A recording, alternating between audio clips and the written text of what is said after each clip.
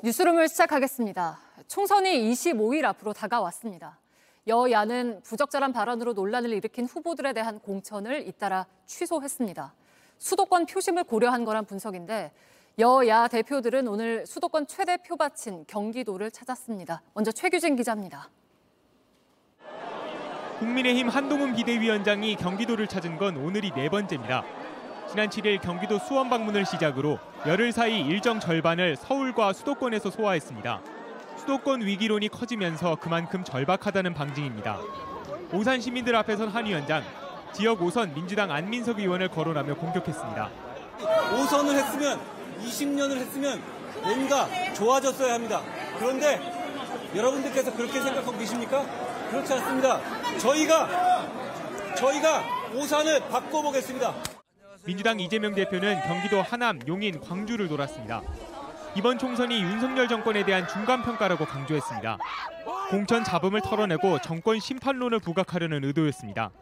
과잉 경호 논란을 다시 상기시키며 윤석열 정권을 입틀막 정권으로 규정하기도 했습니다. 입틀막 정권! 입틀막 정권! 그리고 여러분 못 살겠죠? 참을 수 없죠? 죽겠죠? 그럼 어떻게 해야 돼요? 못 살겠다! 부적절한 발언으로 문제가 된 후보들을 나란히 배제한 여야는 남은 기간 수도권 공략에 더 집중할 걸로 보입니다. JTBC 최규진입니다. 기자들 앞에서 언론인 회칼 테러 사건을 언급한 황상무 대통령실 시민사회 수석이 사과문을 냈습니다. 언론인과 사건 피해자 유족에게 사과한다고 했습니다.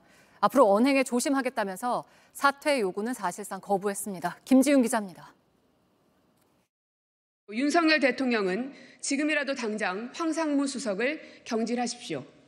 기자들 앞에서 언론인 회칼 테러 사건을 언급한 사실이 알려진 뒤 황상무 수석에 대한 비판은 쏟아졌습니다.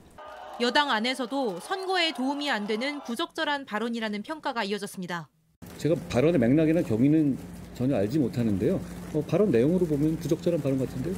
발언이 알려진 지 이틀 만에 황 수석은 대통령실 알림에 사과문을 내놨습니다. 4줄 사과문이었습니다. 황 수석은 저의 언행으로 국민 여러분께 심려를 끼쳤다며 사과드린다고 밝혔습니다.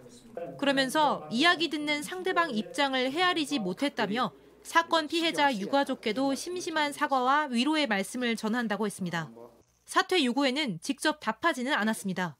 다만 앞으로는 공직자로서 언행을 각별히 조심하고 더 책임 있게 처신하겠다고 밝혀 사실상 거부 의사를 밝혔습니다. 사과는 했지만 논란은 쉽게 가라앉지 않을 걸로 보입니다. 민주당은 책임 있는 처신은 사과가 아니라 사퇴라고 거듭 요구했습니다.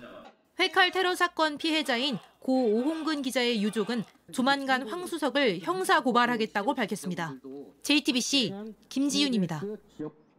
한 달째 환자 곁을 떠나 있는 전공의들에 이어서 의과대학 교수들도 오는 25일부터 사직서를 내겠다고 했습니다. 교수들은 사직서가 수리되면 떠나겠다면서 정부가 의대 정원을 2,000명 늘리기로 한 결정을 되돌리라고 다시 요구했습니다. 임예은 기자입니다. 전공의에 이어 끝내 의대 교수들도 사직 절차에 들어갑니다. 전국의과대학 교수 비상대책위원회는 어제 저녁 총회를 열고 오는 25일부터 사직서를 제출하기로 했습니다. 회의에 참여한 20개 대학 중 16개 대학 교수들이 참여합니다. 4개의 대학은 의견을 수집하는 중이며 16개의 대학이 압도적인 찬성으로 사직서를 제출하기를 결의했음을 확인했습니다. 16개 대학 소속 교수 중 많게는 98%가, 적게는 73.5%가 사직서를 내는데 동의했습니다. 25일은 정부의 행정처분 사전 통지서를 받은 전공의들이 의견을 제출해야 하는 데드라인이기도 합니다. 다만 교수들은 사직서를 제출하더라도 수리 전까진 의료 현장에서 환자를 지키는 데 최선을 다하겠다고 했습니다. 정부와의 협의를 위한 전제 조건으로는 2,000명 증원 포기를 내걸었습니다. 현재의 의료 사태를 해결할 방법이 도저히 보이지 않고 정부가 제일 먼저 그 2,000명 정원을 풀어주셔야 합의가 될 것으로 생각되고 22일로 예정된 회의에선 응급실과 중환자실 운영 대안 등 사직 이후 구체적인 대응 방안을 논의합니다. 이런 가운데 전공의 사직을 부추겼다는 혐의를 받고 있는 김태구 대한의사협회 비상대책위원장은 어제에 이어 오늘도 경찰에 출석했습니다. 김 위원장은 의협 비대위가 집단 사직을 공모하지 않았다며 혐의를 거듭 부인했습니다. JTBC 임예은입니다.